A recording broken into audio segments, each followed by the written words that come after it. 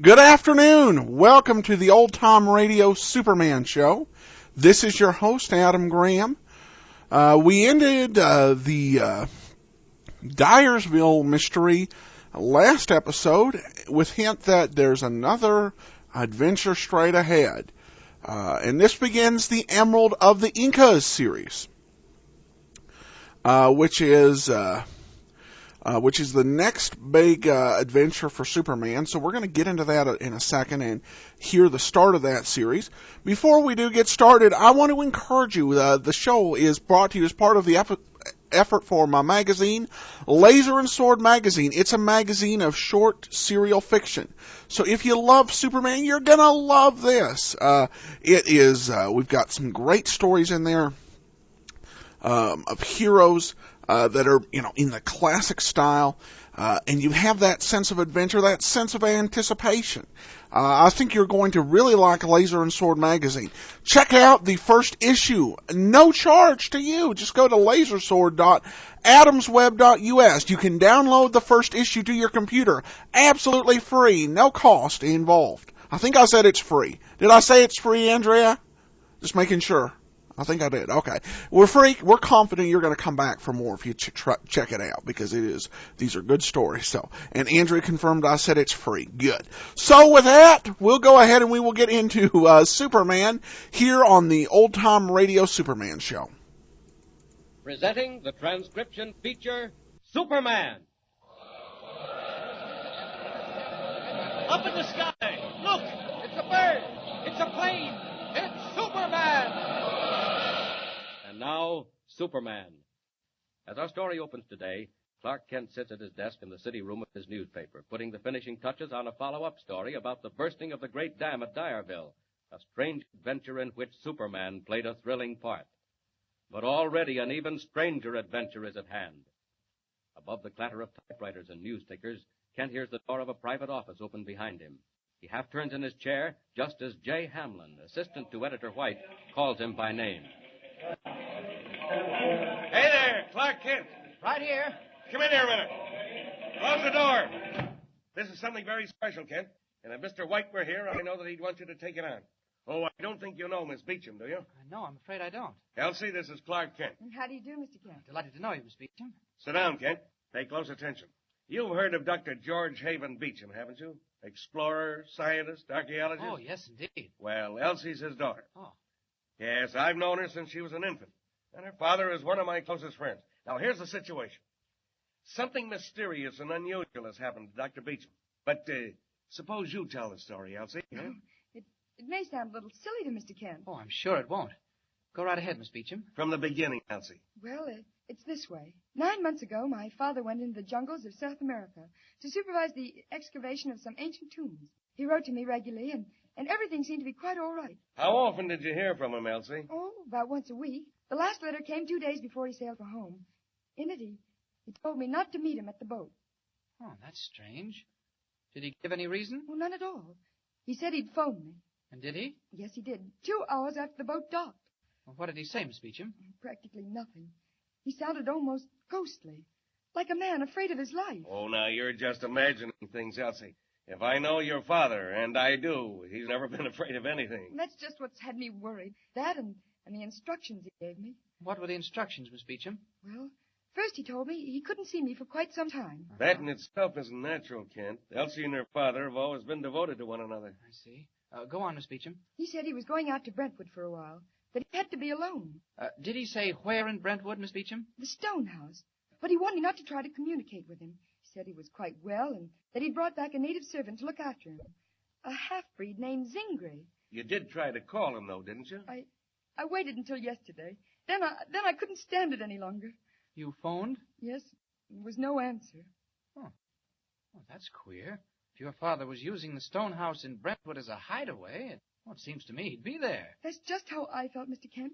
Now you know why I'm so worried. Have you thought of notifying the Brentwood police? Oh, no, I didn't dare. Father despises publicity. He'd be furious with me. Oh. There's only one thing to do, Kent. You take Elsie to Brentwood and find out what's what. Why, I'd be glad to. Now, let's see. It's 6 now. Well, suppose we have dinner, Miss Beecham, and then drive out. I'd love to, Mr. Kent. Well, shall we leave now? We don't want to get out there too late. I'm ready if you are. Let me know the moment you find out anything. Sure thing, Mr. Hamlin. Goodbye, Uncle Jay, and thanks a million. Forget it, and stop worrying.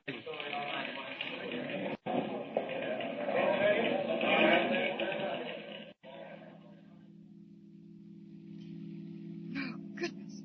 What a dreary-looking place. Is this Brentwood, Mr. Kent? This is Brentwood, all right, Miss Beecham. And I think that's Stonehouse, back of those trees and behind that iron fence. Well, if Dad's there, he certainly doesn't want callers. Why, it looks completely closed up. Yes, not a light anywhere. Oh, say, I guess we passed the gate. The gate? You know, leading into the grounds. Oh. Well, what are you getting out for?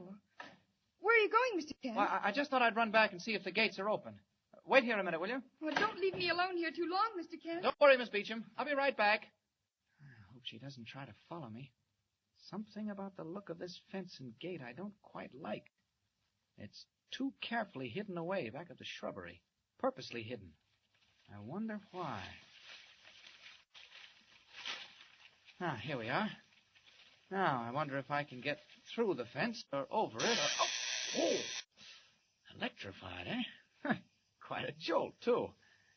Ah, this looks like a job for Superman.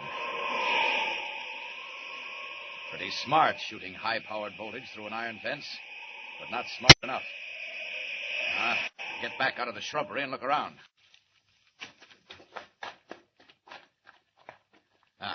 Here's the gate. That's probably electrified, too. Well, I'll just kick it in and drive the car right through. Nothing like arriving in style. Here goes. Hey, whoever built this gate certainly did want privacy. Well, he won't have it long. There, that does it. Now, back to Miss Beecham as Clark Kent.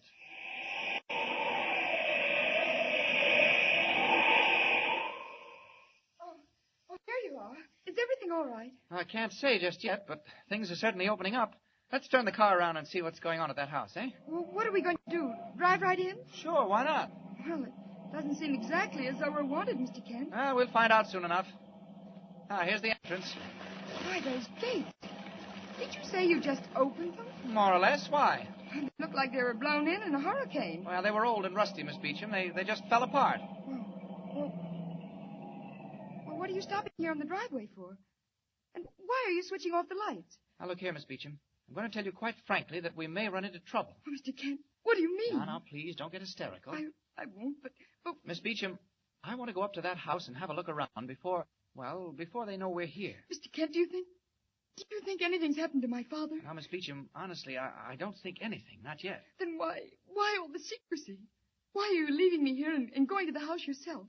Oh, you must know more than you're telling me. Oh, believe me, I don't. It's just that your father and whoever else is with him in the house seem to want privacy, and they've tried to make sure of it. For some unknown reason, that privacy is vitally important to them. Oh, let me come with you. No, now, please. You just stay here and watch the car. And if you see anything, or want me for anything, blow the horn. Oh, Mr. Kent, I'm afraid. I don't like it here. The awful silence, the darkness. No, there's nothing to be afraid of. You just sit tight while I investigate. Well, where will you be? Not too far away. Remember now, if anything happens, just blow that horn and keep blowing. All right, Mr. Kent. But please hurry. Please hurry. Poor kid. She's frightened stiff. And little wonder. I don't like to leave her alone, but she can't be around when Superman's doing his stuff. And it looks like he has to. Well, I'll just climb up the side of Stonehouse a little way and see what's doing.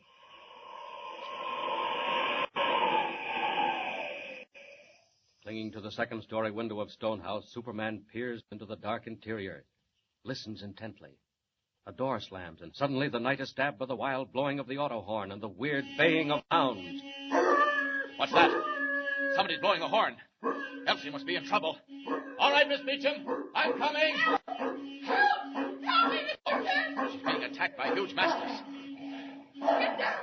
Get down, you people! Help! Miss Beecham, Help! I'm coming. Help! Get me out! The dogs! They're climbing through the windows! Help, Mr. Kent! Stay in the car, Miss Beecham. Don't get out. I'll take care of them. They're coming in, Mr. Kent! Save them! Help! Down! Down! Down! Get down, you! Look out! They'll carry to pieces! Roll those windows. There. I've got the black one. Look out for the other one. He's leaping at you, Mr. No, you Kent. don't. Feel like a fight, eh? All right, so do I. How about this? And this? Mr. Kent, where are you? Mr. I'm on it, Kent. Miss Beecham. Now then, you hounds, home before I tear you to pieces. Go on, get away. And don't come back. Go on. Oh, Mr. Kent, have they gone? Mr. Kent. Coming right back, Miss Beecham. And they've gone, Miss Beecham. You can come out of the car if you like. Oh, they frightened me so, Mr. Kent. Came out of nowhere, out of the darkness like wolves. Yes, they did look pretty dangerous. The black one particularly. I was sitting in the car waiting for you when I heard them barking. Suddenly they were up on the running board. Oh, Mr. Kent, it was ghastly. Well, it's all over now. I think I'll take you along with me just in case the dogs decide to return. I've discovered there's someone in the house. Maybe your father or Mr. Kent, what's that? Well, I don't know. Sounds like a drum. Drum? Mr. Kent, it's a tom-tom. Someone's beating a tom-tom. Why? Listen, it's coming nearer all the time. Look, Mr. Kent. What? There through the trees. What? A man, a giant. He's coming this way. Look.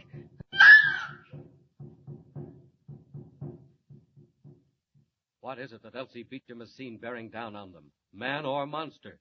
Does the weird beat of the jungle tom-tom herald its approach? And what of Elsie's father, Dr. Beecham? Is he or is he not safe behind the gray walls of Stonehouse? Tune in next time and follow the exciting story of Superman.